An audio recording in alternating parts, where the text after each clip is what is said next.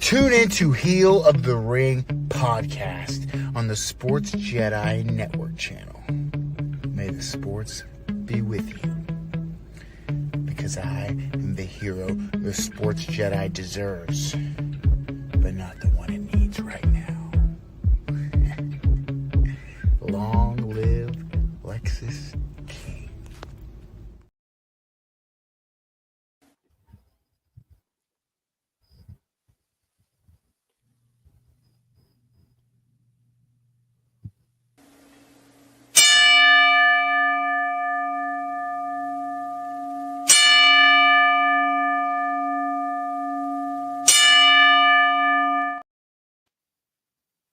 What's up, everybody? Welcome to the Heel of the Ring podcast here on the Sports Jedi Network. Heel of the Ring. I am BX Sports Jedi Kev with Chris. Of course, you heard the 10-bell salute there. We want to first start the show with our remembrance and may rest in peace, rest in power, a man who gave his body to the beautiful art that's called professional wrestling.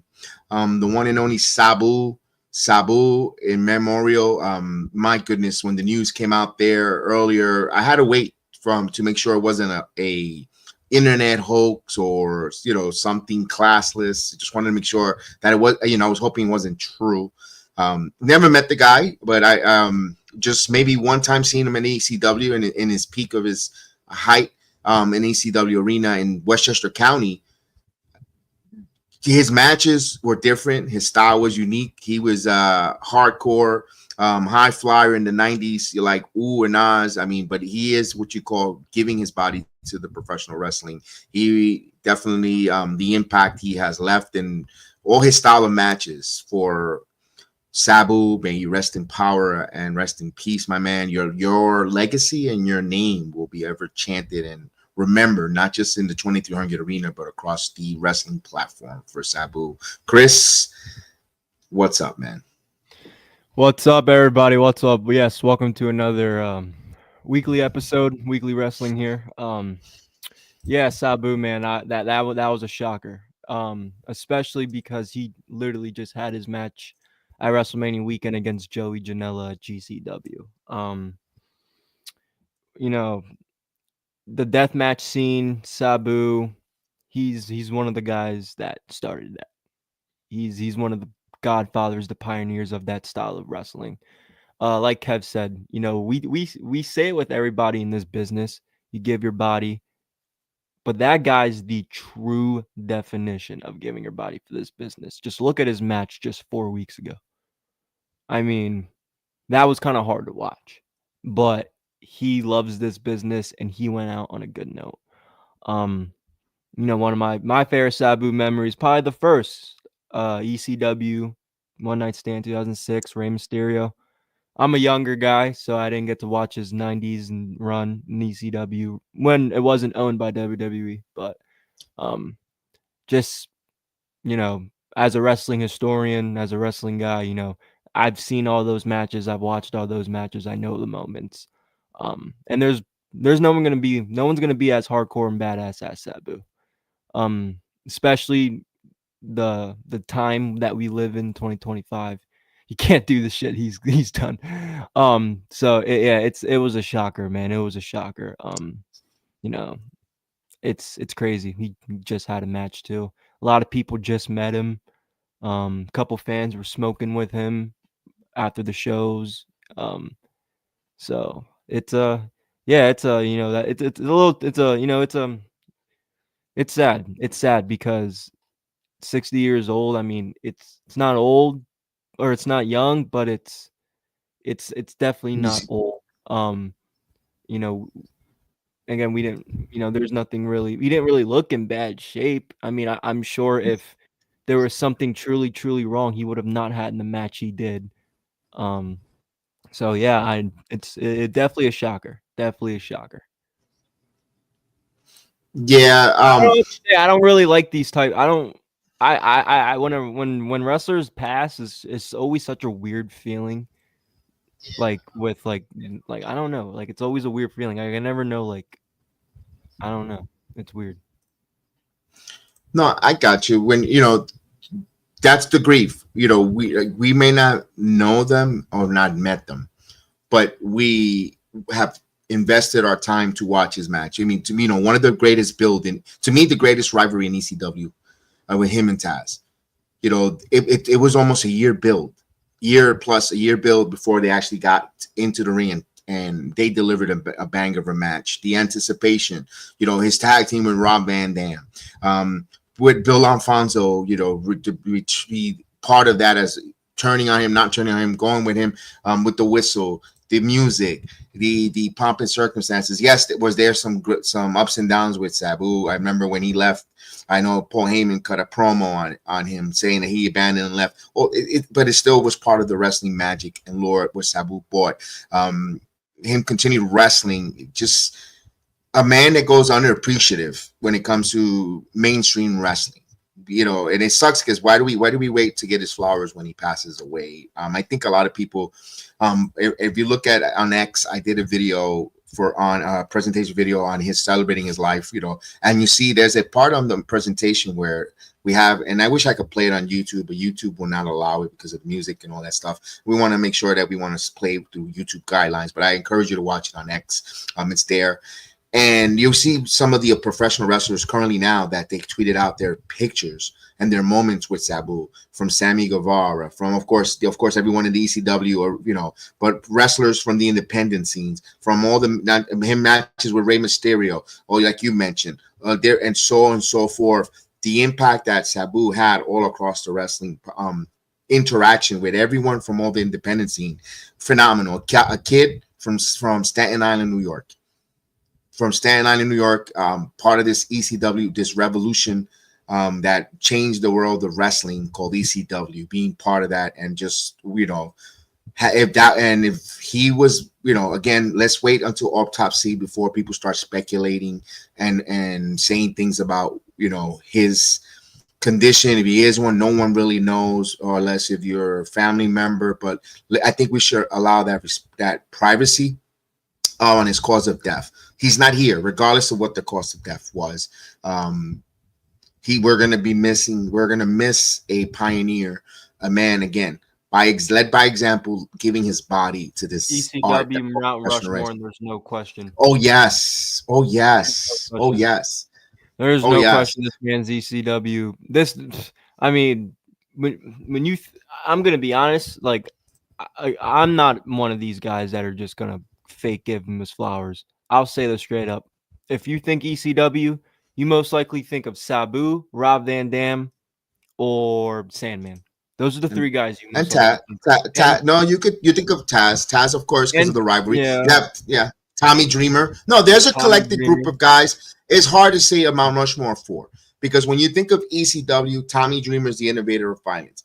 Okay, you have Rob Van Dam. You also have Sabu. You have Taz. You could go with those four. You're good with that. That's a good four. That's a good four right there. You could go with that, because I know someone say Terry Funk, but Terry Funk, yeah, or nay, by Ben Bigelow. They all. Here's the thing. They all were a gumbo, come together. They made that success for ECW under Paul Heyman's mind. And allow them to push the boundaries. They all were a bunch of fellas that came together, and ladies that came together and said, you know what, we're being different, and we're going to revolutionize a sports entertainment wrestling business that at times was a little cartoonish, like some people say. And sometimes the NWA was a little hokey. NWA was a little bit, I don't know, NWA was kind of cheesy too, and WCW. But then they were like, they name said it there. They were extreme. Like, holy damn, where the point where they had to be put at nighttime on the I remember watching it on the MSG network late at night. And that was like 1 o'clock in the morning. When you're young, you stay up late. Then you watch, and ECW was on. Like, my mom was like, "What the hell is that?" It was intriguing, seeing Francine getting powerbombed through a table. Like, what? At that time, I was like, "Who the hell is this lady? What are these ladies rolling around in the middle of the ring?" That was their intro. The intro was like, the intro alone hooked you. And then of course, then seeing all that and all the pomp and circumstance, and I was like watching all that coming from the 2,300 arenas. Like, damn, that place is wild. That place is bonkers. Then being at the Westchester County on a Christmas Eve for it was like 4 hours of ECW wrestling, because I did double tapings at that time. My God, one of the greatest wrestling shows that I've been to was that with ECW Westchester County, for more reasons, for the wrestling entertainment, the interaction I had with certain wrestlers. Great time, ECW, and of course, Sabu was part of that. Doing the coast to coast with that chair, with everything. That man just did not have a limitation in his ring in what he will do for the business. Diving off the stage. I mean, my goodness. There's no one going to be no one like him. No, and especially, I mean, he just had run, like I said, he just did GCW, he did AEW last year, did a table spot. He's wrestled everywhere, and that's why you see, guys like Sammy, guys like Chris Bay, who are young, but Sabu's one of those guys that he did a lot of shoot interviews. He didn't care. He would say whatever he wanted, especially about what was going on back in the day. And so, to see him interact with the young guys, he looked happy in those pictures, taking the pictures with Chris, Sammy, like so that's good, to know that, people from the younger generations respect him. Because I think that's all he wanted at the end of the day. Because he's going a lot of shoot interviews and say no one respects me. I'm sick of it. I give whatever. So it was good to see those posts by like those are the two that just come to my head with Chris Bay and Same, but they were more AEW indie wrestlers, and I think he got his flowers because those guys who are around my age or a little older than me that probably didn't see this guy live, but still respected and so it's good. It was good to see those tributes. Yeah, no, there's some great matches that you guys got to check out. And one thing great about it, try to get on the YouTube version of Sabu matches. I know you can get on the Peacock WWE Network, but they changed the music. They changed the music. You want to hear it with the original music on it, because I always say when you watch wrestling, the music says a lot there and all that. I would tell you guys, take a look at that. It's going to be it's a good one. It's an opportunity there to see Sabu. Check it out on YouTube. Check out some of his matches, tag team, singles. The guy did it all in his early days, and even he had a run in. His career where he wrestled pretty much everywhere from the beginning of WWF, in the independent scene, TNA, WCW. Had a couple matches in All Elite Wrestling, independent scenes all across. The only thing he was missing was Bloodsport, because he did everything else. He did GCW. He was all of those guys that he's ready to go, and he was running to to entertain the crowd and just put his body on the line. And again, he's going to be sorely missed. I'm pretty sure all the people, the wrestlers, the wrestling community that knew him, that was a friend, that called him a friend, a confidant, a associate, is going to be missed. And as a fan, just him entertaining and that's going to be missed. One of those legends, surely is going to be missed. And of course, I just hope that it was something when he found his peace with his last match, and he's resting in power and peace for Sabu. So we'll move on with that there, because we came to talk some Backlash breakdown. And again, things happen. We were set up for something different, and something else happens. But let's get right into it. We have a lot to say about this WWE Backlash show. First and foremost, where do you want to start, Chris? I'm gonna put a little music here. I think this. I don't really know where to start. We can honestly start with before the. I want to break down the show before we get into the fans, because I want to say this, right? There were certain things on this show, or there was a lot of things on this show. Most of the show was good. You guys got to understand, before, I'll just say this for now. they're coming off WrestleMania. They're coming off their Super Bowl. You know, although you guys might not think it was great, you know, you can't expect this pay-per-view to be great. And I know, is it because we had different expectations from the last two backlashes, Kev? Is that why? Because I'm curious to know if this card was in France, or if this card was in Puerto Rico, or if this card was in any other international country, would the crowd still feel this way, Kev? Or is it because I don't know. I don't know what was wrong with the show other than I don't want to see R-Truth and John Cena. But the spot made sense because he's his childhood hero. He's been doing stuff on his social media. Like it makes sense. Like nothing they did last night did not make sense. Now, the only thing I will question, and this is probably my only complaint, I'll say second, right, is that I didn't mind the Pat McAfee. I didn't want to see it. It wasn't bad now that we watched it. But I still don't understand why, just because Gunther went after Michael Cole, we had to have that match at Backlash. That's the only thing. I'm not saying the match was good or bad, because it wasn't. Pat McAfee took those chops. I mean, if you look at his chest after, he took the hits like a champ. And, you know, you always he's been in the ring before. And, you know, the super kick wasn't bad. Like, I can respect it. And it actually wasn't too long. But that match didn't have to happen at all. Other than that, what was the problem with the show? The Fatal 4-Way match was good. Lyra finally looks legit.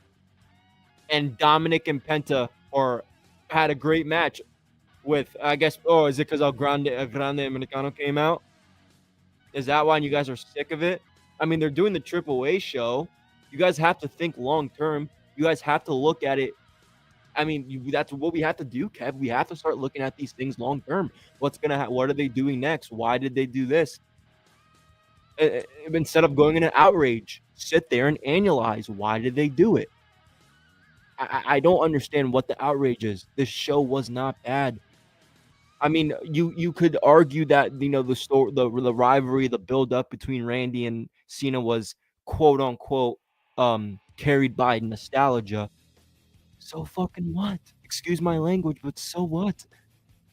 So what? I mean, you're talking to somebody who was in elementary school during the Cena and Randy Orton feud. This is the last time we're ever gonna get this match, and you guys are gonna fucking complain about it? Really? You WWE fans are gonna complain about it? You guys are Kev, did you see what I sent you about the stage? They're complaining about the stage. They're complaining about the stage. I don't know, Kev. What was wrong with the show? You tell me. I'll let you take it over. No, and first of all, Heather, no, you was not. You're entitled to your opinion, and don't feel that way. Don't ever feel that you felt that way, Heather. You did not. You were your opinion, and that's why we that's rebuttal. Why we want you up here, Heather, because we all have different opinions. Yes, we want you on the panel. If you think if me and Kev had the same opinion, you guys think this show would be fun, or you think you guys would be watching the show if we agreed on everything? No, you want to have a disagreement. You want to talk it out respectfully. With and then you debate about it, and that's why we want to do. We want to debate, and it was a healthy debate. It was healthy. Oh yeah, nobody got, as long as no one gets offensive and disrespectful. You always could get a debate. Yeah, I mean, I think we're all a bunch of adults that can have that debate and conversation without getting offended or disrespectful to anyone. And that's what we want. We want that healthy debate. That's why we tell everyone to let's talk wrestling. We want to hear from you.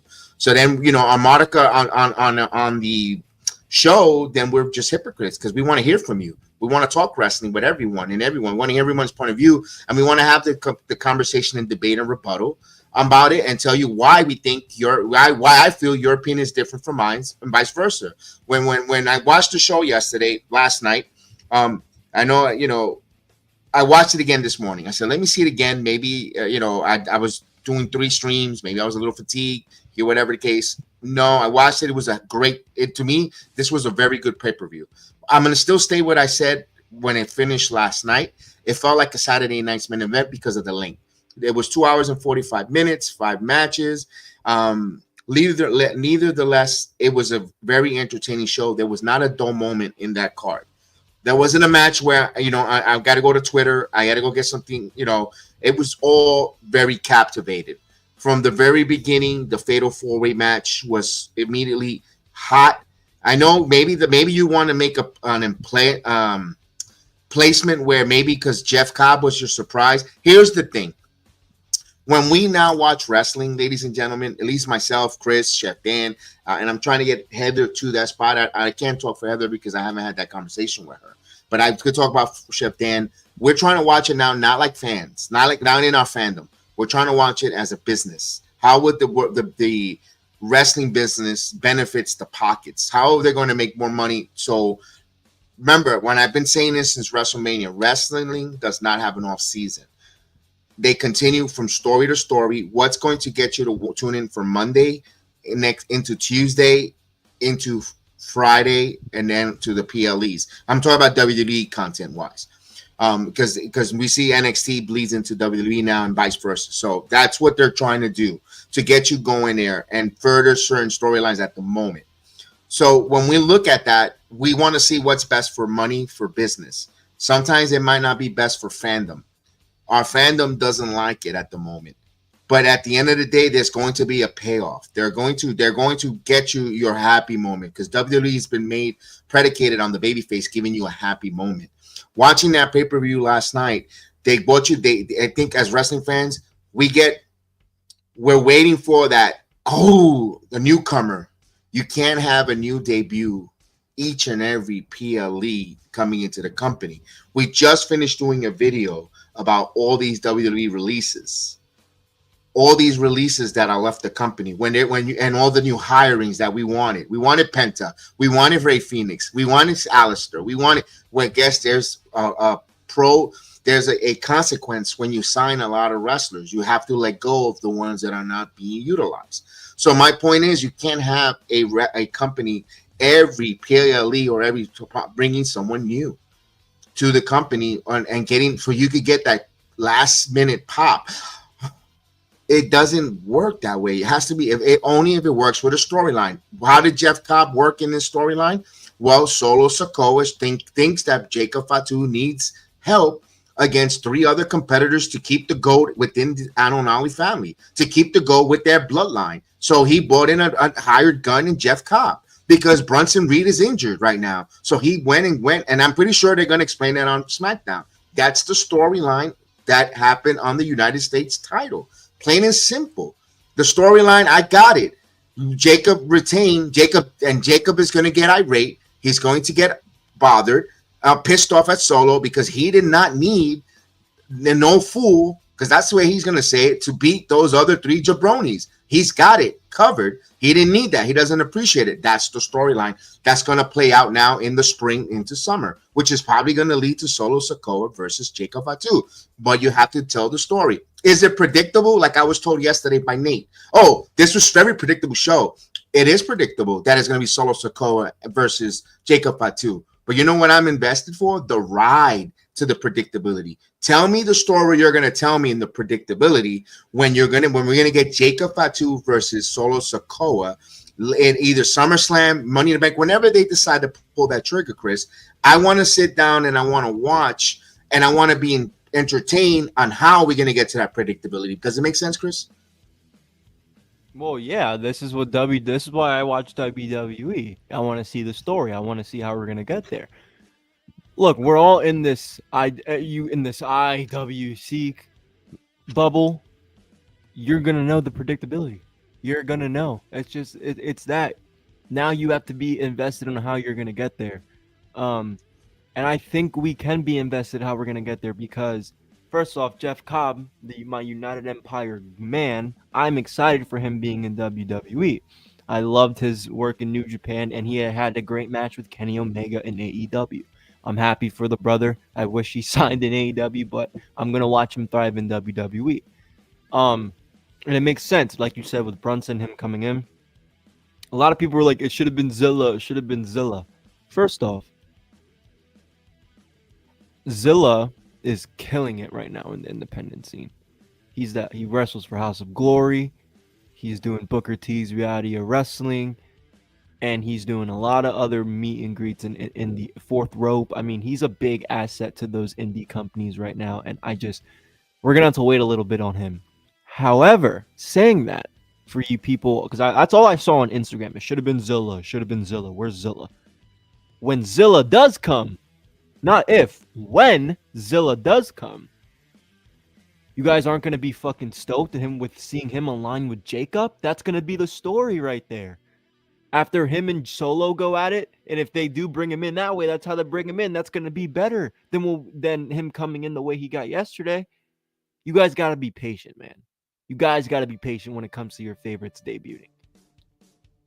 You got to. You have to you got to realize what makes sense, what doesn't. Because the road they're going down right now, it makes sense storyline wise. Jacob needs another, or Solo needs another guy. Him and Jacob are starting to fall out. We're gonna have to build the War Games match potentially. So come on, guys, we got to think in the future.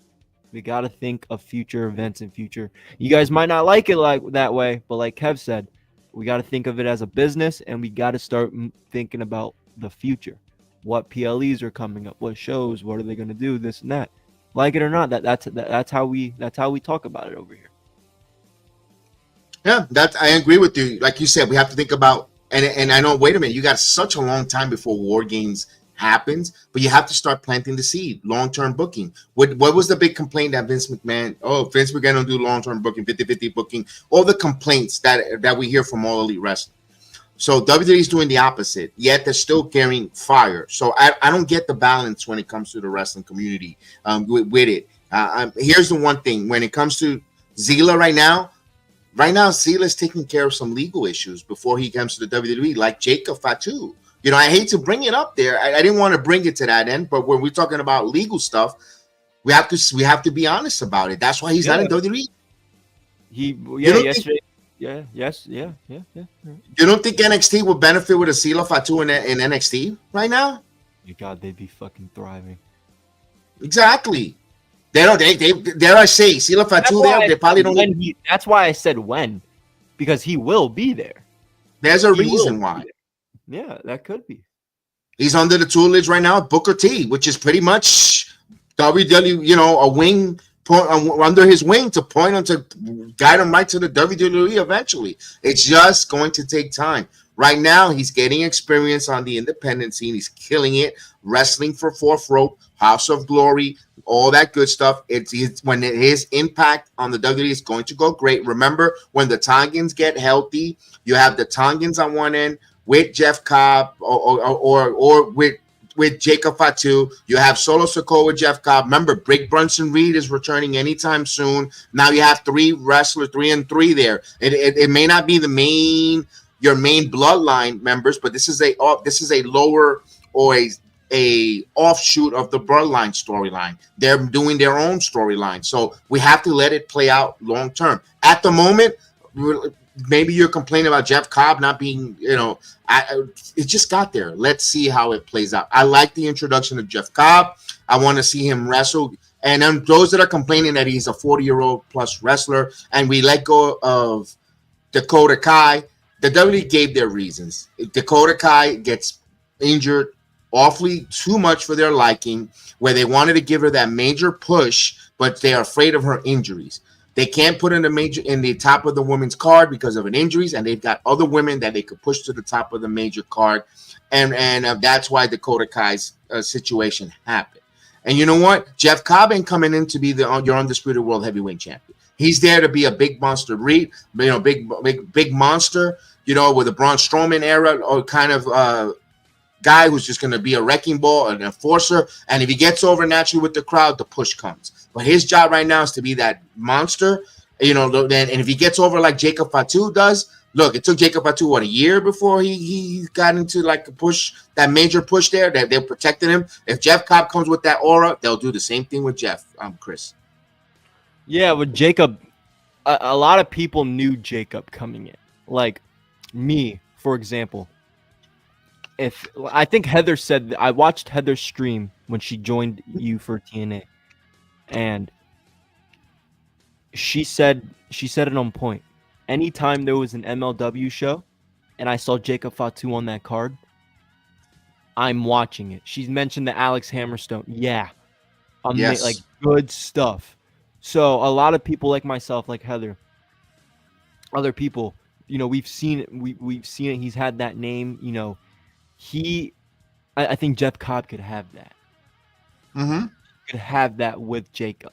I like that comparison because as much as we love as much as I love Jacob, we love Jacob.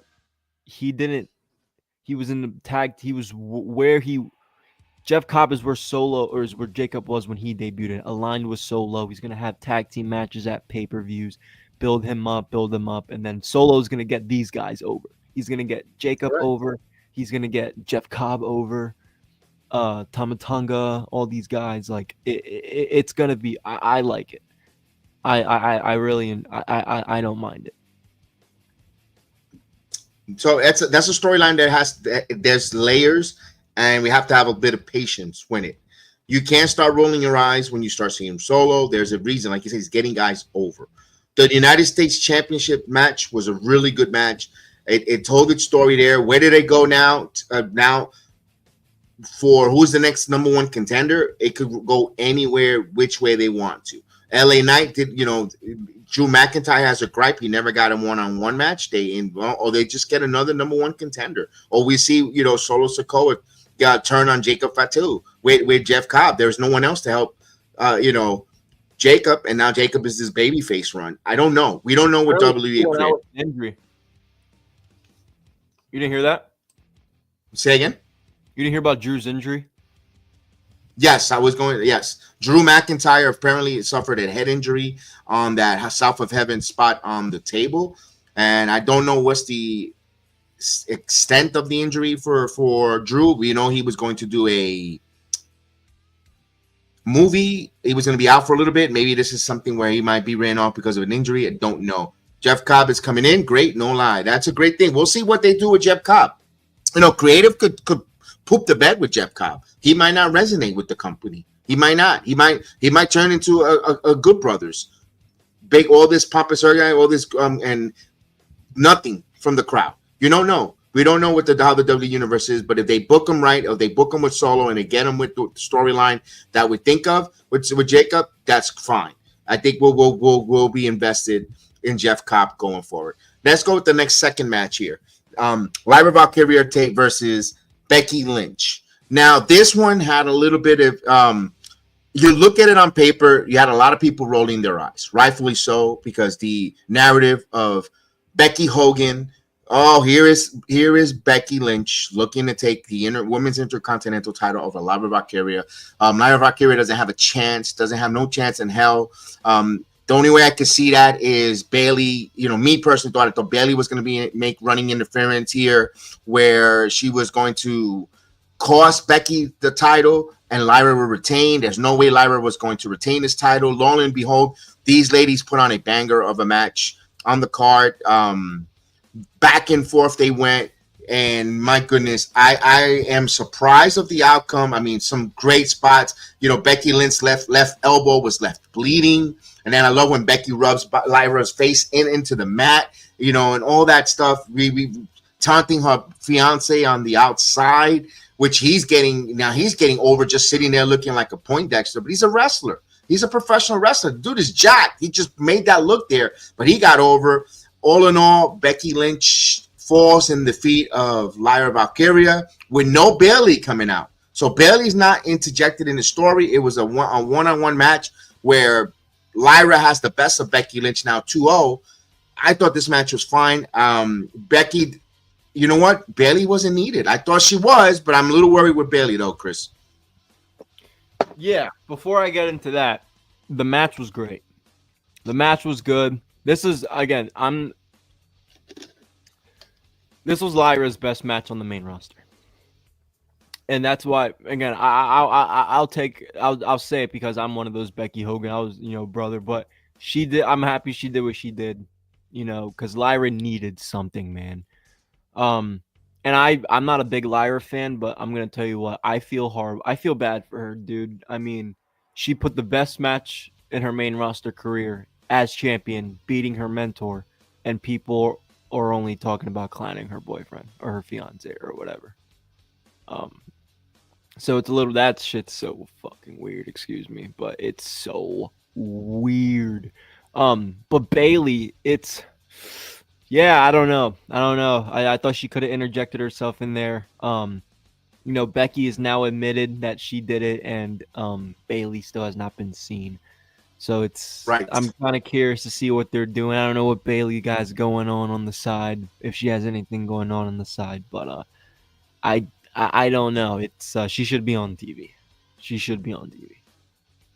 Something's wrong. Something's a little bit off when it comes to Bailey, because I kind of want to maybe Monday, maybe the payoff is this Monday, where because we did see Becky, I think might have broken Lyra's nose, or Lyra's nose was a little discomfort, and also she finished off with the disarmer on her, and Lyra was all a little disheveled. She raised the title with the two referees helping her, got helped back to the locker room, little disheveled. We'll see on Monday Night Raw if Becky Lynch comes out and what kind of promo she cuts, and who interrupts her. Is it an interruption or Bailey looking for her retaliation?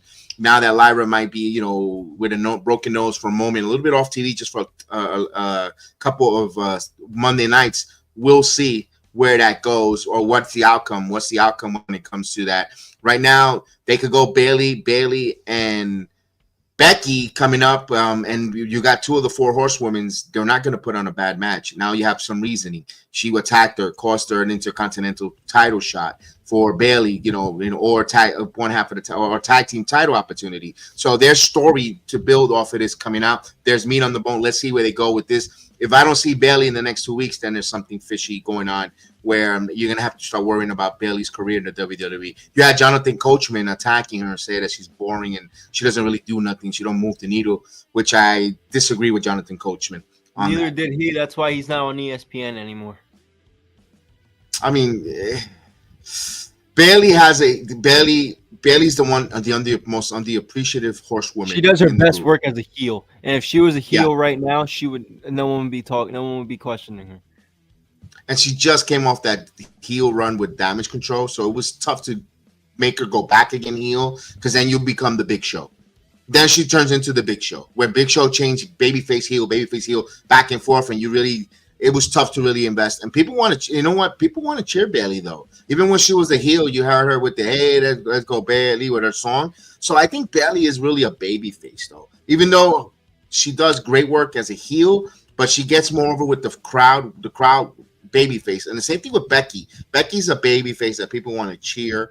And that's why it doesn't resonate as a heel. So it's interesting how they go that way. They should just say, just shoot with one another. We can't stand you. I don't know. Just shoot wrestling with one another, between Bailey and Bailey and the man Becky Lynch. They should go and have that shoot. Let them go at it. Let's see what happens. They got to build for Money in the Bank. They got to build for Saturday night's main event coming up. They got a few events coming up where they could shoot that there. Saturday night's main event. You give me a Bailey and Becky Lynch match. I'm invested to watch that. I definitely want to watch that here. Let's go on to the Intercontinental title match, which could have been one of the best matches of the night. Penta versus Dominic Mysterio Jr. Your thought? I like the match. I thought the match was good. I've wanted to see this match for a long time.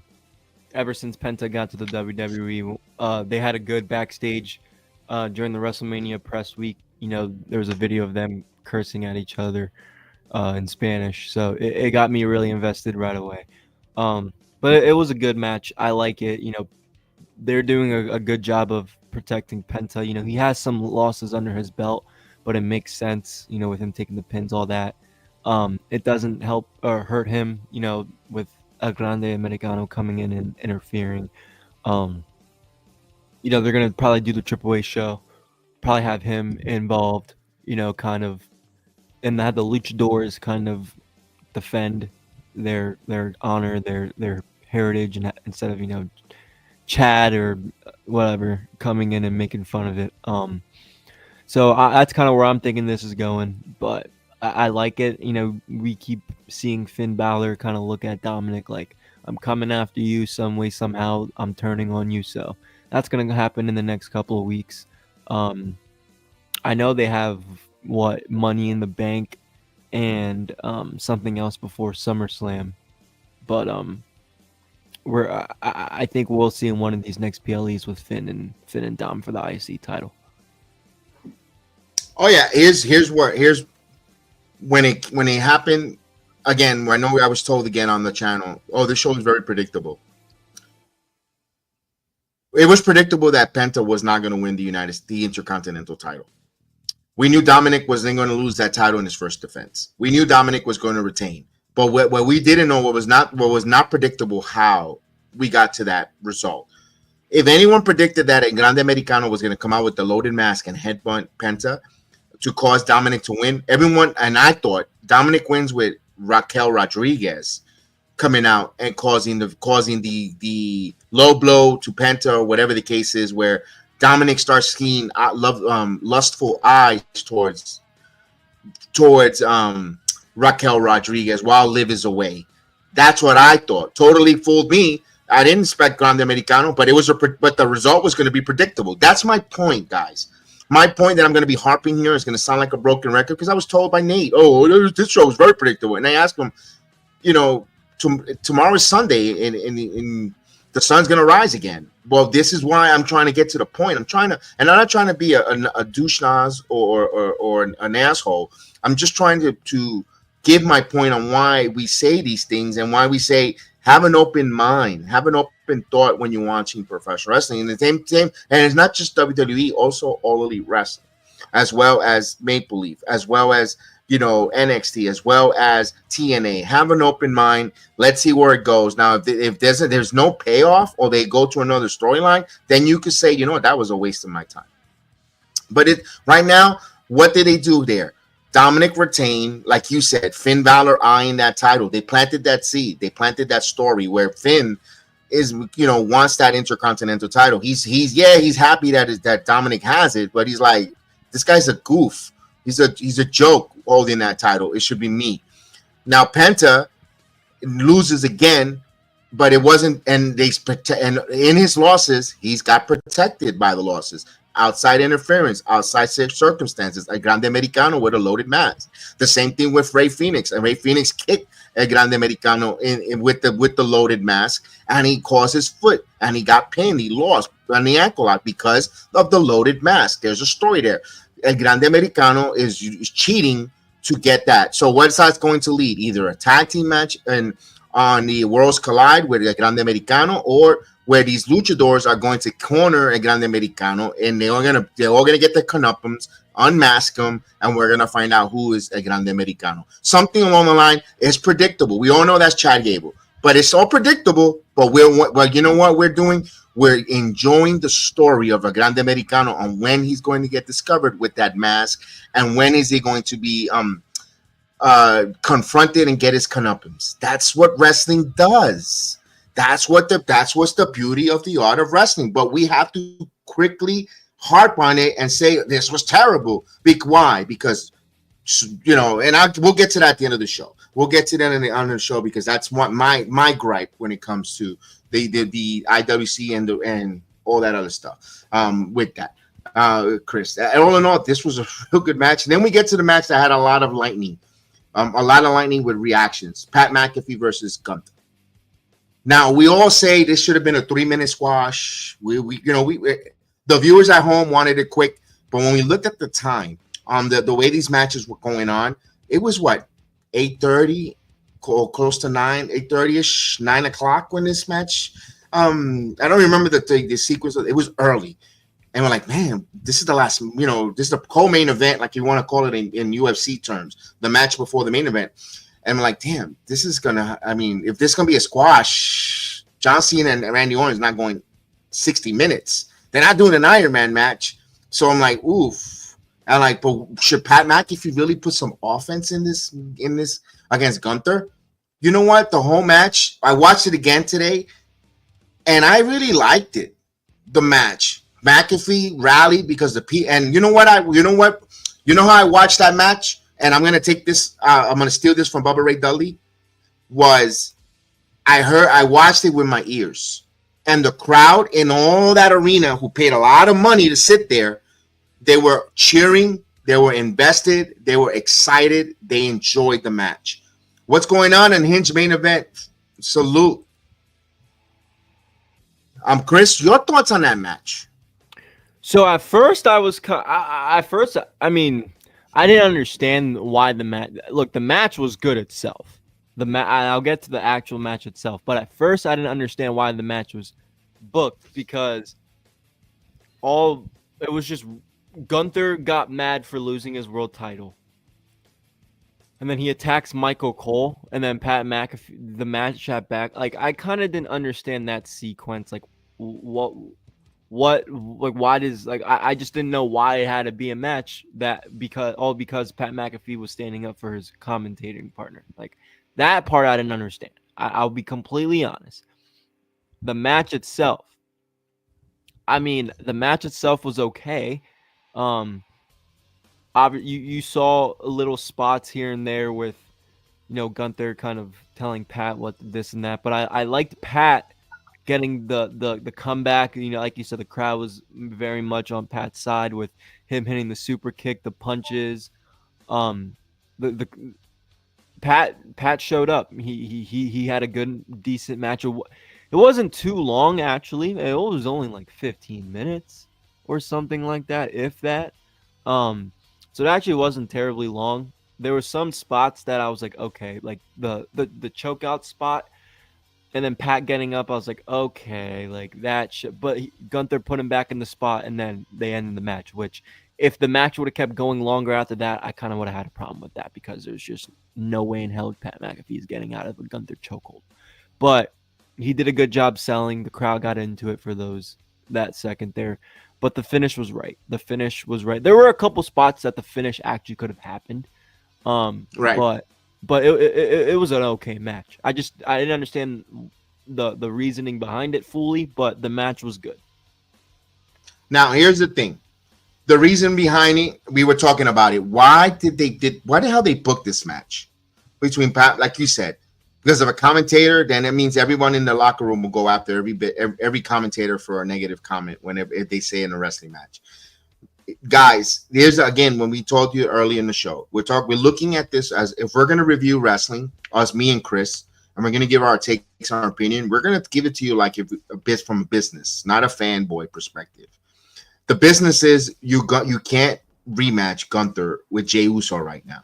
Well, why not? Because Gunther is not going to lose a second time to Jey Uso, and Jey Uso, you're not going to have him a transition one and done.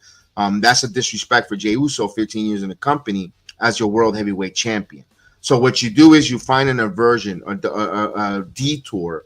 If and when they come back to Gunther and Jey, there's going to be some time. And depending how over the title run Jey is, they might have Jey go over on Gunther, or Gunther might win that title back. They might go back in June and he might get that title back. You never know. But if that was the first, the rematch immediately, no way I could see Gunther dropping another match. You can't have that rematch right away. No.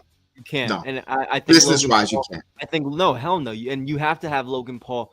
You have to have somebody like Logan Paul go after Jey Uso, because people hate the guy, and exactly. Jey's the most beloved, and that gets him over in a title run. So you can't have that rematch. Like, no, Jey and Gun. No, you can't have that rematch right away. I agree. You can't have that rematch right away. I don't really know what else. To be fair, I don't really know what else maybe they could have done. To put a spot like, I know we're not seeing Jimmy, but maybe him and Jimmy could have had a match. Kind of like, your brother took my title. We have our past. And then Jimmy come back trying to get revenge for what he did. Like, I would have liked that spot. But again, what we got was good. I'm not. Here's a rebuttal on that, Chris. If you have Jimmy versus Gunther, you're bringing back Jey in the equation again. We want to move away from these two. Oh, you're right. Although the main reason why Gunther's mad at, not just because of the comment, is because Pat McAfee and Michael Cole, they yeet and they have the handshake. That bothered him. So it is a little bit with Jay, but I think people are upset at that match too because, and I hate, and this is the contradiction. We don't care about we don't want Goldberg. People said they don't want Goldberg. Great. People don't want Goldberg. All right. So, okay, we didn't get you Goldberg last night. But Goldberg didn't show up. The match was terrible. You can't have either one. Either you get pregnant or you're not pregnant. What I mean by that, either you want Goldberg to come and be Pat McAfee's side, or you don't want him to be at all interjecting with Gunther. Listen, if Goldberg is returning, having his retirement match, Gunther does not have the world title currently right now. If he gets into a program and you have something for Gunther, fine. Because Gunther needs something, a program. He already planted the seed, disrespecting Goldberg, calling him that he's a Bret Hart fan, all that whatever stuff with it. They already planted that seed. Now Gunther has something because, again, Gunther is a main event world champion type of caliber wrestler. You don't, right now, he's not going after John Cena because they're not going to have John Cena beat Gunther because that's what's, oh my God, imagine the IWC blows up. Oh, Super Cena again, beating Gunther. That's not going that route. Triple H and the creative is not going that. So if they were to do Goldberg and Gunther in a retirement match, you think Goldberg beating Gunther would be okay? I don't know. I'm gonna be honest with you. Right now, as I speak, I'm afraid. I don't know what this creative will do. If Goldberg is going to do what's right for business, and they'd say when a wrestler retires, the right way of doing it is looking up at the lights. That's how you give your match. That's how you retire, looking at the lights. But I don't know what Goldberg is going to demand if he wants to go out as a winner. I don't know, Chris. But no, we don't know. That's why I brought it up because that's why it's 50-50. I'm a little, yeah. I see one aspect. That's kind of why I don't want it to happen with the Gunther. I agree with you. I agree with you there. I've always been no Goldberg. Like if he would have showed up yesterday, the camera would have been on. Like I'm not for it because of that reason. I don't know what they want to do. I just don't know. I think if we have 90% of the wrestling community don't want to see Goldberg. And if we have a because look, what you're saying, I agree with what you're saying, but I could disagree. I could agree with let's have this. If they could build it up, and because again, like you said, the seeds were there. Him cutting that promo and Brett mentioning him, and again, two kind of similar back in their day, in their primes, good. If Goldberg were to put over Gunther, it elevates Gunther. You could have him win back that world title back, and now people online won't look at him as whatever, down him just because he lost to Jay. But I just don't want. I don't want to see it, and I'm a little worried because of the reasons we just talked about. Goldberg's gonna want to go out on top. He's gonna want to go out on top, and Gunther on the area. Look, I'm not speaking for Gunther. I'm strictly saying from what I got from his Ariel Helwani interview, strictly from what I got out of it, I don't think he was that happy with his WrestleMania match, with his placement. He said it himself. I mean, I did expect me to be in the ring with somebody in the lines of Seth Rollins or Roman Reigns, but I'm okay with Jey Uso. Didn't sound like he wanted. So, I'm not reading into anything into it. I'm just telling you based off the tone of his voice, the question that was asked, how I took it. Him losing the Goldberg and the pin, I think he would get really. I don't think he'd be. I think he'd be upset. I think a lot of people would be upset. I don't want to see it, man. I don't want to see it with Goldberg. Do we really? The problem is though, Kev. It's like, let's say you do want a Goldberg match in WWE. You want to have a retired match. They just want it. Goldberg's demanding it. Whatever. Who else? You put him? Who else could you really put him with? You're not gonna give him Braun Breaker. You're not going to give him Braun? Hell no. As much as that makes sense, hell no. You're not giving him Braun Breaker because he's going to want to put. He's Braun is not. No, he's not going to give him Braun. Braun Strowman is out. You just got rid of him. Do you now? If Goldberg, let's say hypothetically, Goldberg was like, okay, I don't want to lose I want to win my retirement match, but little Steiner over there would be the only one I'd do it for. I'd take the pin for him. Then would you want it? Then but there's no, you got to tell a story about it, because right now there's a seed with Gunther. I listen. Personally, if you go, Gunther, and I tell you how you have Gunther lose and still protect Gunther. Okay. You want me here? My Vince McMahon mind, my creative. Gunther versus Goldberg. Goldberg wants to be the total douchebag, and he brings Bret the Hitman Hart out to ringside. Bret Hart turns on Gunther and give Goldberg wins. He blows Gunther because Gunther did take some cheap shots at him too. He did. And cursed at him. And then, and they could kind of say like a patching. Goldberg's leaving for wrestling forever. And Bret doesn't look like the bitter fool in wrestling. And he helps Goldberg go over on Gunther. And you know what? Wash your hands. We hate it at the moment. We can't stand it. Well, you know what? We'll rinse our eyes out with Visine, and we'll move on. And go. You know what? Be gone.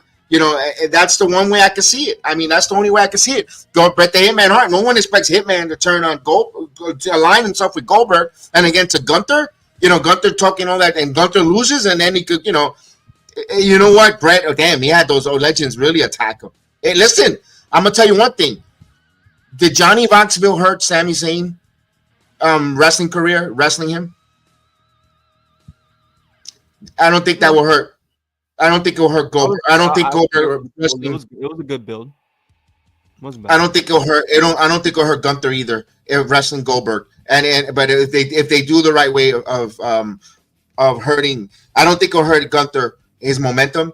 If he loses to Goldberg with that stipulation there, and Goldberg, and because that's another way for Bret Hart trying to mend fences, but it's gonna be I got you because you didn't win cleanly. I had to help you win that, and he'll have that one up for his retirement match. There's so many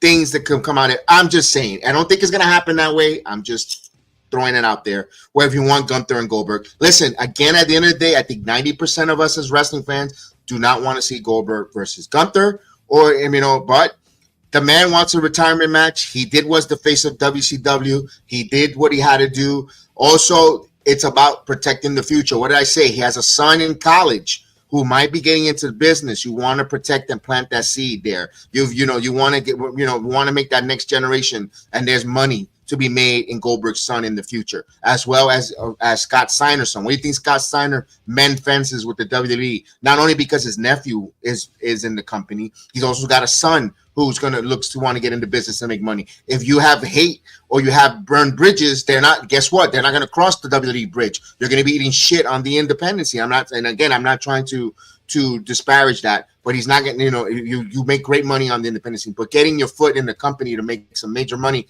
without using your nepotism, that's what I mean. That's what I mean.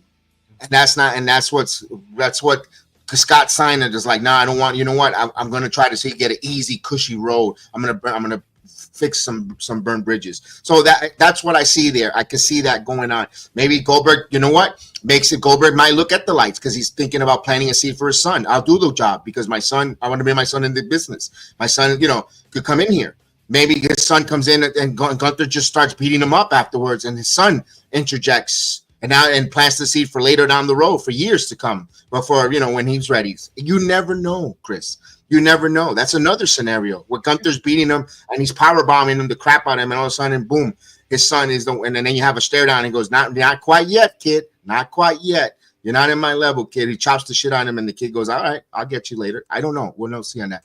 We'll get to the main event. Not a bad idea.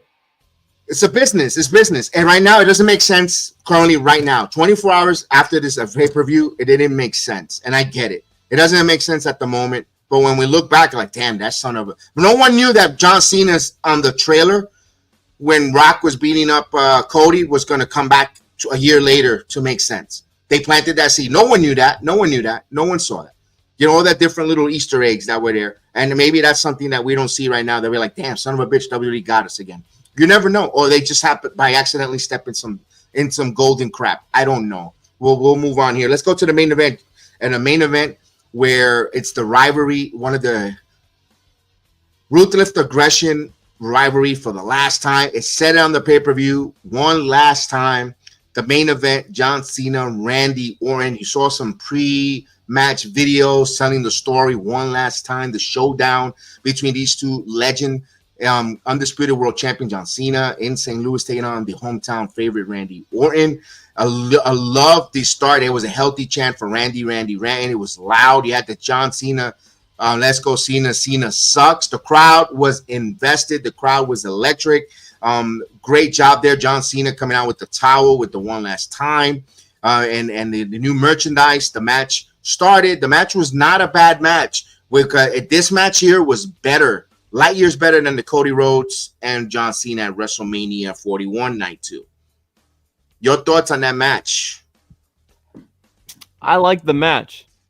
There was the RKO spots to the referees weren't bad. They weren't bad. They were good because it made you wonder what was happening next, if someone's coming out, if whatever. I think we kind of knew Cena was gonna win this match, but it was they told a story. Sometimes you can live off the nostalgia sometimes, and I think they did a good job of doing that. And they talked about even stuff currently going on right now. So they talked a little bit about past and present during the last couple of weeks. John Cena, you guys might hate him and not like it. What did he tell you guys he was gonna do? Told you guys he was gonna ruin wrestling. So it's working if you guys aren't liking it. But I enjoy. This is a classic. You guys have to appreciate this. We're never going to get this again. This is a rivalry that everyone talks about how much they love. This is a match that everyone wanted when the John Cena retirement tour got announced, and now you're shitting on it because maybe because R-Truth came out. Now I personally don't want to see the match, but it makes perfect sense for him coming out with him being R-Truth playing it on social media, how he's his childhood hero. He's been saying it on TV for years on social media. Like, it made perfect sense. I did not mind R-Truth going out there at all. And who knows? Maybe maybe they could do it. Maybe they could have a good build. R-Truth he might be, I don't know, like he got John Cena to break at the press conference. The promo battles would just be, I don't know, hopefully it wouldn't be like R-Truth being the funny, silly comedy guy and Cena's actually trying to be serious. But it would be funny to see Cena like, you're a joke. You've become like and then if R-Truth gets like really upset, really hurt, and then comes back into that like 2011 R-Truth, whatever, like that, it could be cool. So I'm gonna let it breathe. I'm gonna, we saw some shenanigans at the press conference, so they're building it. Maybe that AA through the table. Now R-Truth is not going to be, so, John Cena's my hero. Maybe he'll actually get some aggression. So I'm going to give this a chance. But I liked it. I did not mind him coming out. I liked him coming out. Made sense. The match overall was good. It kept you wondering. It kept you, thinking what's happening next. I think people were just disappointed that maybe The Rock didn't show up or something like that. I don't know. Good match. I didn't think it was bad.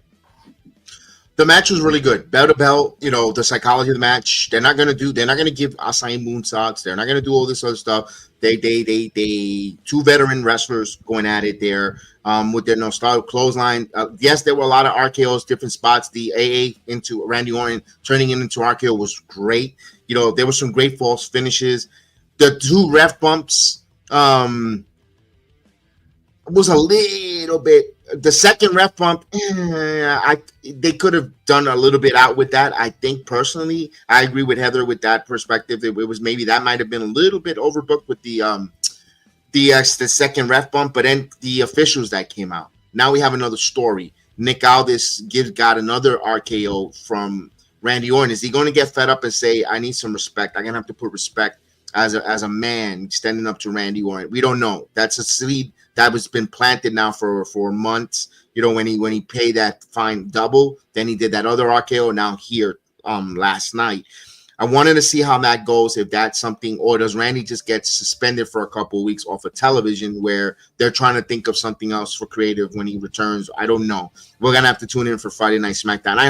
I think maybe 75% of the IWC, the wrestling fans, want to see Aldis and Orton for some capacity. I don't know if they're going to do that. I don't know if Nick Aldis wants to, or if the creative in WWE wants to make him an in-ring competitor, because he's killing it as a general manager. But again, I think if Aldis wants it, if he desires to get in the ring, I think he earned it. But for the 2 years he's been in this company, he's done a great job as a character, as a general manager. And I think if he wants to, I think he earned the right to wrestle if he wants to, Chris. I really do. And also, here's when it comes to R-Truth. I liked R-Truth coming in and interjecting himself into the match because that's his childhood hero. But then what happened afterwards, and you say, what kind of R-Truth build we're going to get? Here's one thing.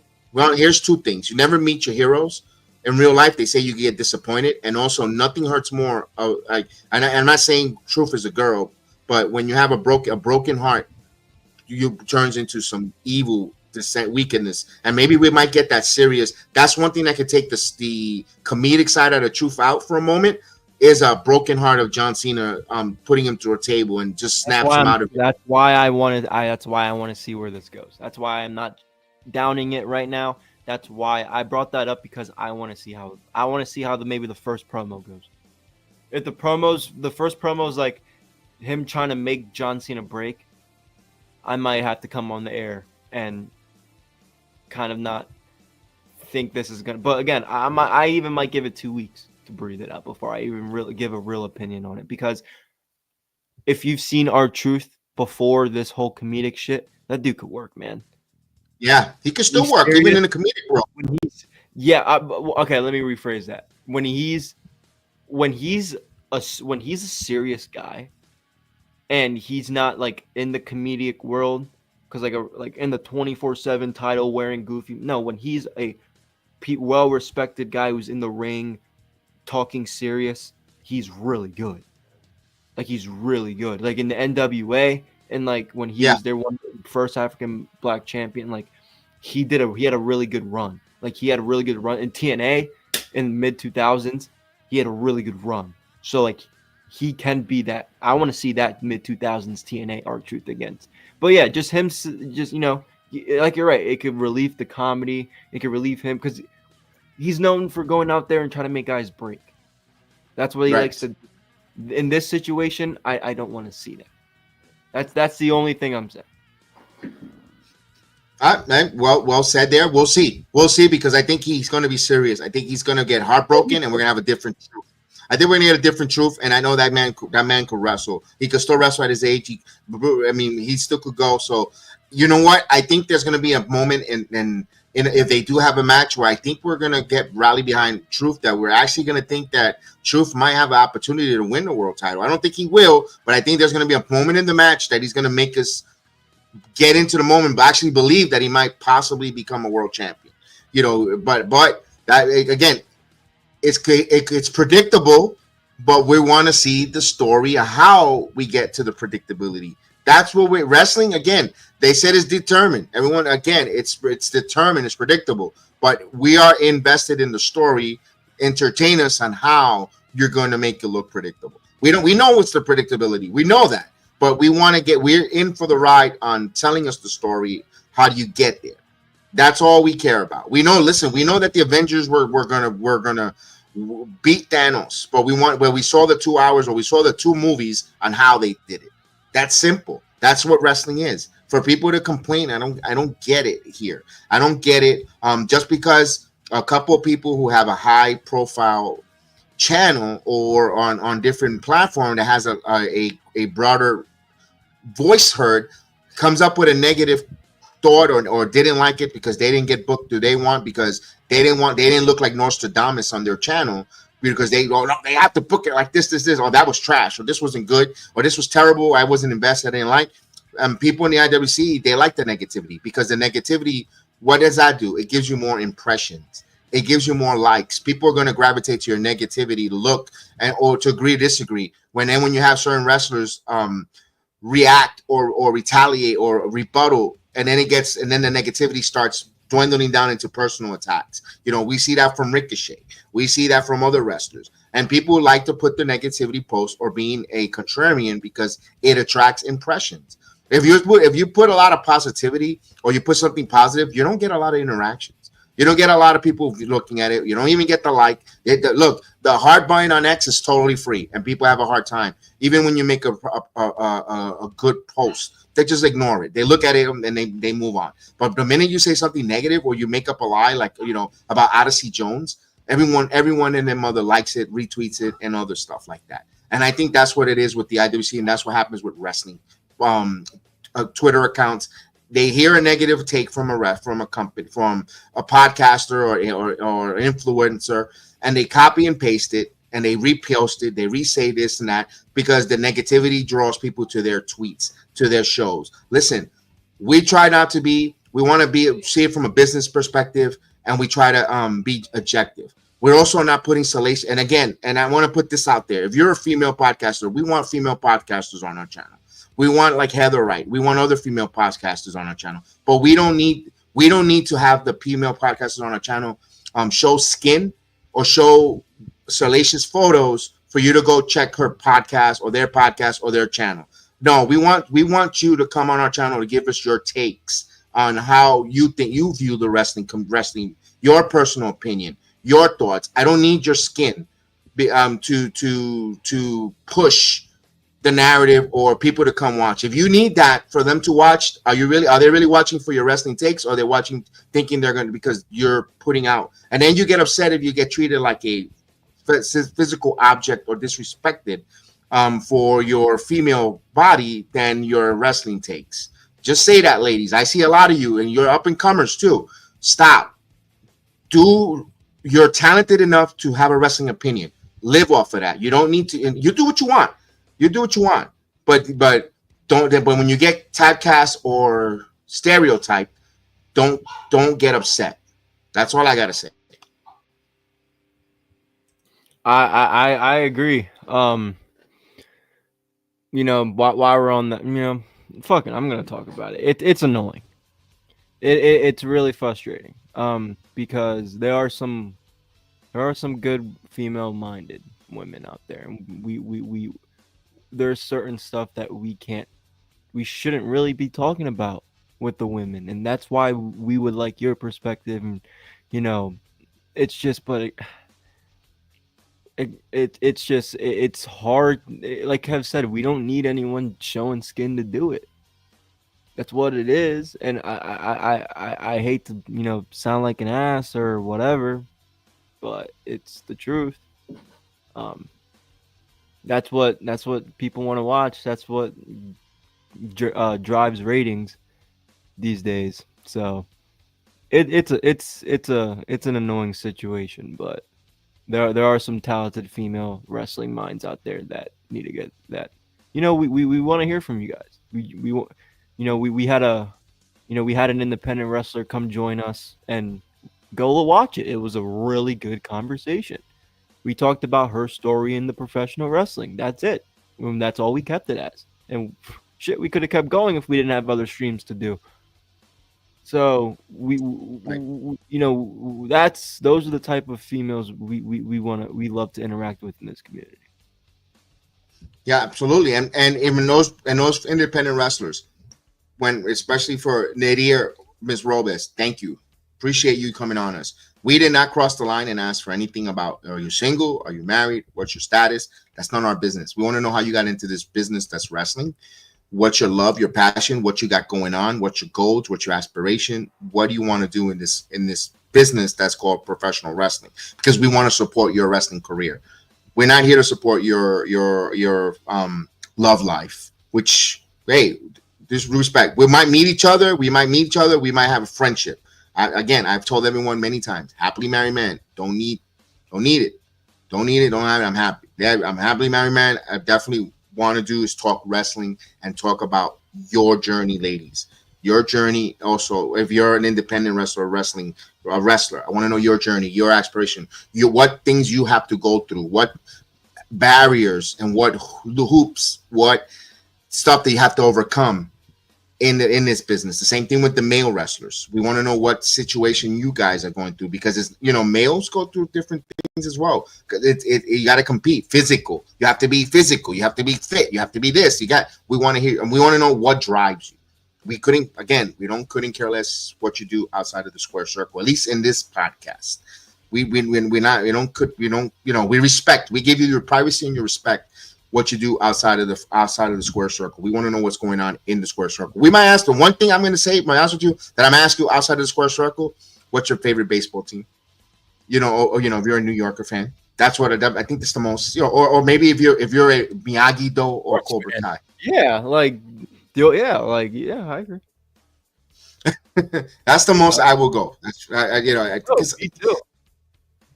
That's the way it is. That's the way I feel that way. And that's why I wish,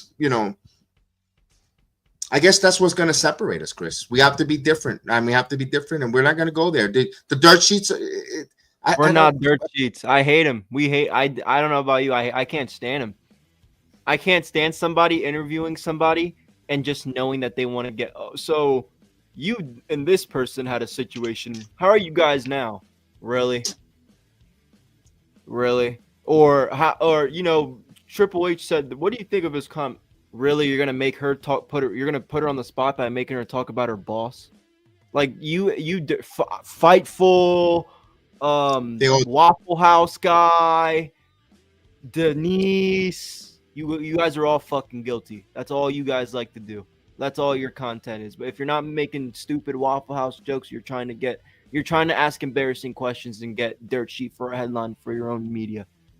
And you should be ashamed of yourself, in my opinion. And I don't care name dropping. I just named you 3. And there's a hell of a lot more. And you won't see a single person from our network engaging into that bullshit. Because we don't care. We care about what goes on in the ring. I don't give a shit when your contract's up. If I see you on TV on here, I'm like, whoa, better for me because it's a surprise. I don't care what you were drinking. I don't care what you were smoking. I don't give a shit who you were seen with at the game. I don't. But a lot of you media outlets that are bigger, that have a platform to actually ask intelligent questions, you're either fat and thinking about Waffle House, or you're trying to get a headline and ask embarrassing questions. It sucks. You won't see us doing that shit over here. We don't participate in that bullshit. It's frustrating because that's how they get the headlines. That's how they get people, and that's it. That's all they do. They don't sit there, analyze the wrestling, see what these guys. No, they just care about what's going on in their personal life so they can report it on Twitter. That's what it is. That's literally what Fightful Wrestling is, guys. Sorry. That's what it is. That's what it is. That's what guys like. They should change it to Scuttlebutt, because that's what that is. It's Bochinche, Scuttlebutt. And there's a market for it, and they're having that market. But here's the one thing: when people want to go and ask questions to the wrestlers, we all get stereotyped as part of that Bochinche, Scuttlebutt, dirt sheet, and that's what we're not trying to be. We want to be different. We want people to tell their story. That's why if you look, and you know how the proof is in the pudding. Check out our interviews with Matt Awesome, with Neri Robles, and many more wrestlers to come from the independent scene, and just like that. And of course, check my interview with Billy Swanson, Bellator MMA fighter, from a few years ago.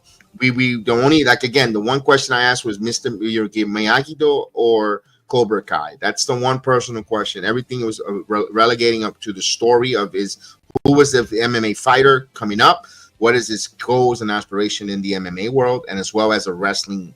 When we do with Matt as well as Neri, we talked about their struggle, their journey, being a Latino, a representation of being a Latin, Puerto Rican, Puerto Rican from either the Bronx or from Puerto Rico, in this business of professional wrestling, where now it feels more accepted to talk about being a Puerto Rican wrestler with the flag, where you're from. You're not from the island from the Caribbean island like they did with Calito when he had his run many years ago. Now those are the type. We ask those kind of questions. That's because that's a truthful thing. How do you feel? Those are the type of things we want to do. We couldn't care less who you are dating, who you're not dating, and who you're involved with, not involved with. If you put it on social media, you're dating someone, great. We'll ask you maybe that question because you posted it. But if we know something that you're not posting and it's supposed to be your private for your eyes only, why should we? If we know about it, why should we bring it up? Who are we? What right does that give us to bring that up either? What right does that? Because we have a little bit of information. I mean, no, we're not about that. We want to make sure that you guys are comfortable with us watching and interviewing, because we want to interview everyone from the independent scene, from the pros, from anywhere, from the major companies as well. When that time comes, it will, but right now we're putting our resume out with the independent scene, and we want to make sure, because we are going to get the big names on the channel, and we're just going to have this. We're going to try to stay with our format. We're going to be the same, not ask these questions, because at least me and Chris are interested in your story, because there might be a young 17-year-old or 16-year-old, don't know what he wants to do yet with his career in his life, very athletic, very gifted, and may not even think about pro wrestling. But you know what? If they hear your story on an interview on a YouTube, because let's face it, a lot of the youth are on YouTube or even on short clips, because we post a lot of shorts. They hear your journey and they want to know about it, and they go, wait a minute, this person looks like me, came from my part of the woods, and my neighborhood or my town, and looks like me. Guess what? I'm motivated.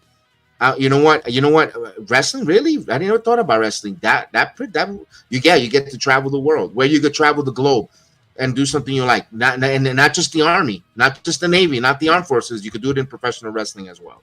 So that's my point out there. And we want people to make sure the young kids hear that. We want to make sure that this is a fun. This is art. Art is not being in our schools. But wrestling is another form of art, a sports entertainment art, that we would love kids to get involved, men and women. So that's why we have that love and passion. Hey, listen, I could be watching this and just turn off my stream and not even worry about it. I want to hear them. I want to talk to them. I want to know your story. So that's what the Sports Jedi Heal the Ring wants to put out there this evening about our mission statement when it comes to interviewing wrestlers. I agree, and we've done good jobs of doing it, and we're gonna continue to keep doing it. So anybody, doesn't matter, independent. I kind of like talking to independent wrestlers because they're regular people. They're more regular people just like us. They have jobs, they're grinding, they got families, all that stuff, and they're trying to make it in their profession. And we're trying to make it here, so it's good. It's good to talk about. It's good to talk to those independent wrestlers like Matt Awesome and Miss Robles. So it was good. I can't. I'm not gonna say too much, but we're gonna keep doing them. So absolutely, and of course, if anyone listening to us and watching us, and you're an independent wrestler from all different parts, no matter what, you could email me at sportsjedinetwork@gmail.com. We will set up an interview at your convenience, at your time. Listen, I love that fact that Matt was, he says, guys, I could come on our next date, but I got to finish my work. And then when they work just like me, just like Chris, we get our 9 to 5. We wake up early, we work, and we do the streaming. We do a watch along. We do all this and that. And that's what, and you know what? I respect that. Like Nadia Robles, she was working as well. She's traveling and living off a suitcase, coming in and out, wrestling on the independent, but also has a 9 to 5. Gave us an interview. Billy Swanson running a school in Chattanooga, Tennessee. Fighting him for Bellator at that time. Now he gave us an interview. We know that your time is valuable, but we're not going to waste it. We're not going to be like, I'm not going to ask you what's your waffle meal. If you want to say it, fine. You know what?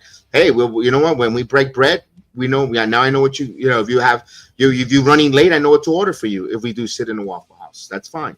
But my point is, we're going to ask you some nice questions. We want to hear your story. That's what it is at the end of the day. So yeah, I can't wait. So don't forget to email us at sportsjedinetwork@gmail.com if you want to get set up. We'll set up an interview with you. We'll get you going. We got another one coming up this week. Of course, we're showcasing the Latinos, the Boricuas in professional wrestling.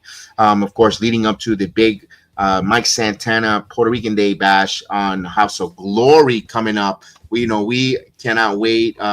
We're debating because that's a day where WWE and worlds collide. So there's triple wrestling for us, and we're like, oh my God. And that's of course leading up to the House of Glory, June 7th, Puerto Rican weekend, Mike Santana second annual. So we want to push that because we're Boricuas and para que tú lo sepa, and we want to make sure that we want to make sure our representation, our people have that House of Glory show off the charts like last year. I loved it. That was a fun Last year was event. amazing, man. Yes, indeed. I can't wait to see that. And again, I want to give a little shout out again coming up for our girl who's got to have a match with Mother Endless coming up on June 21st. She's right now in Texas, so she'll be flying. She's probably flying home to Puerto Rico after a weekend in Texas. She'll be here. She'll be in Pennsylvania on Saturday. In Pennsylvania this Saturday. Of course, she's one half of the Major League Blondes. So of course, that's Pirates game. There you go. Oh, that's right. Unfortunately, that's right. Of course, and then we want to give a love to our boy Matt Awesome. Also on the 21st, he's going to be part of the Gotham City Slam. So Matt will be in attendance, and then he has another one coming up. On that card? Yeah, Matt is in that card, I believe. No, is he? Oh, it's Neighbor. No, that's no neighbor. Okay, I got Matt's other card. My apologies, Matt. I know you got the Jurassic. That's Zilla and Tommy Invincible. There you go. So I misspoke there. I misspoke on that one. Thanks for correcting that for me, because I want to make sure I want to get Matt over big time, because Matt has been a force. Match in the Bronx. He's doing with Jared. Yeah, he's got it with the Uptown Boys. Have that match coming up. That tag team match coming up. And we'll hopefully maybe we'll talk to one half of the other half of the tag team, Jared, soon, Mr. Diaz, for the Uptown Boys. So we're hoping we can get that set up. Also, we get some other more surprises. So tune in, man. That's tonight. That's going to be the Heel of the Ring podcast here tonight. Monday Night Raw. This Monday, I believe Chris will be on the watch along. I will be on the Knicks basketball game. So him and Chef Dan will do the Monday Night Raw there. And of course, Tuesday, don't know yet if we're doing the NXT yet, because we might be doing something different. But stay tuned with that. You can find us on our Twitter handles. It's in the video description. You're following us on X. So you can follow me at BSJedi76 or UCP at PGH Chris TV on Twitter. Of course, email the show at sportsjedinetwork@gmail.com. Give your comments, leave your comments, write your comments in there in the chat. Hit the like button, subscribe. We passed over the 20,000 subscribers. Let's get 25,000. I could count on you. I know I could count on you. And appreciate everyone. And thank you guys. Super chats are always welcome. Donations are always welcome. We always appreciate it. Thank you guys for all that. And follow us on the playback, where you see the wrestling action, not just hear us. And don't watch along alone. Watch along with us in the chat. Be part of our growing community. And of course, and pretty soon, if I'm trying to learn how to do Discord. I don't know from my elbows to my neck. But if we could get a Discord channel, I want to get we have it already. It's up and running, but I don't know. We join us, help us grow it more, and we could actually even show the events there as well, and get going with, so we got multiple events. Like last night, I wanted to show Maple Leaf Pro Wrestling. By the way, I wanted to give that before we end the show. Congratulations to Giselle Shaw being the first Maple Leaf Pro Wrestling Women's Champion, as well as Josh Alexander, 20-man gauntlet, and he did it standing up. Just like Giselle, and they won, and he's the world champion for Josh Alexander. I mean, that was Giselle getting the women's title isn't really a shocker. Well, she did it standing up, considering who the booker is. So, come on. I mean, at least she don't sit down; she stands up. So there you go. All right, guys, we appreciate everyone. We thank everyone, and may the sports be with you. Remember, don't get pinned by life. Get over, kick out. There's always tomorrow. So with that said, man, we'll leave this here again. Let me run this one more time for our guy, man. Rest in peace, Sabu.